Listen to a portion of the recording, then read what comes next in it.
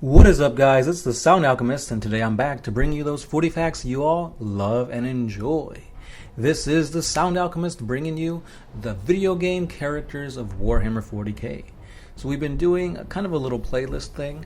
2 days ago we covered Nemeroth from Warhammer 40k, the video game, Space Marine. And then we covered the Farseer Maka from the Dawn of War series. And today we are going into yet another Xenos route. We are covering Kris from Firewarrior. So Firewarrior is an old school video game that came out for the PS2. It was the first person shooter, I believe. And it was it was interesting to say the least. I don't remember playing the story mode, although I know I did. But I do remember playing the multiplayer, and I was going up against Gersh 1 back in the day.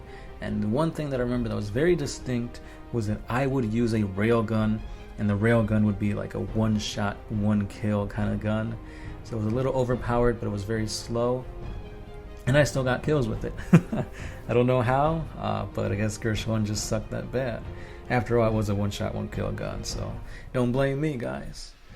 Anyway, Kris is a very interesting character because in this video game, he does a bunch of awesome things. And not only are they awesome, but they're kind of very blown out of proportion.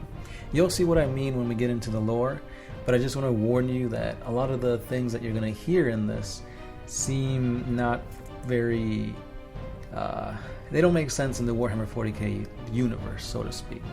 Which is weird, because a lot of these games kind of dive into their own lore. Like, they don't... Like, they're video games that borrow stuff from Warhammer 40k, but if you look closely, a lot of the stuff there don't make sense, or it doesn't make sense. But anyway, I'm talking a little bit too much.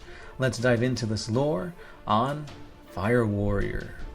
Shas'la Ta'u Kais' first mission was an attempt to rescue the Tau Ethereal Aun El Kovash from the corrupt Imperial Planetary Governor Malok Severus.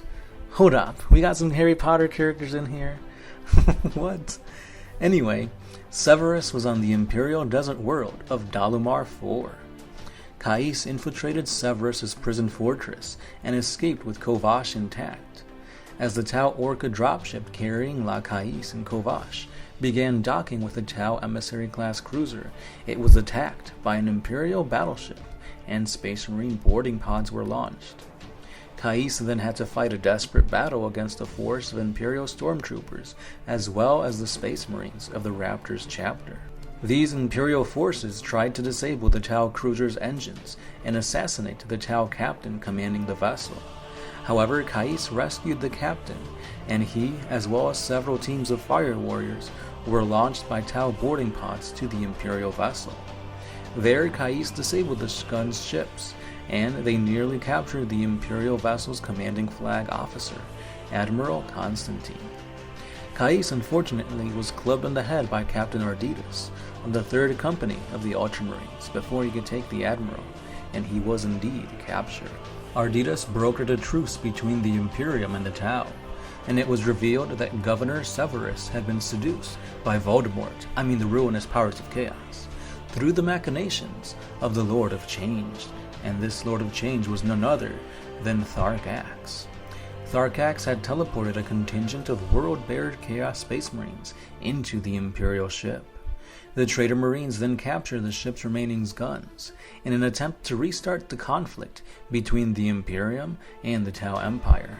However, they were stopped, all thanks to Kais.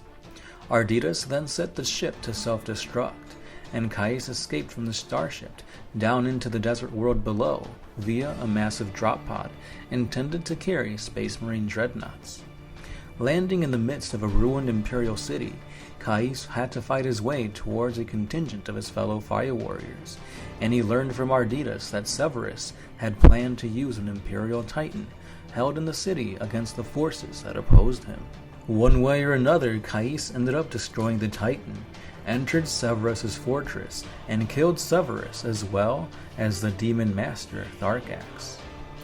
Overall, Captain Arditas had to order that Dalamar be destroyed via exterminatus in order to prevent the taint from chaos to spread. Kais ended up in a Tau mental hospital suffering from extremely severe cases of post-traumatic stress disorder, though it seemed possible that he might recover. Overall, his ultimate fate remains unknown to this day. And with that, that's pretty much all the story that goes with Firewarrior and Kris. So all in all, like I said before, the events that transpired in this video game don't make much sense. First of all, it is a very, very unrealistic attempt at portraying how a Tau would survive, or not even survive, but prosper in these circumstances. We gotta think about what the Tau are. They're not super soldiers like Space Marines. They don't register in the warp, thus they don't use like psychic powers. So how was a lowly, well I wouldn't say lowly, but how was a Tau Fire Warrior able to go through all these events, take down the Titan, and not only that, but take down a freaking Chaos Lord that has been empowered by a greater demon? Like, that is some feat for like some Grey Knights, not some Tau.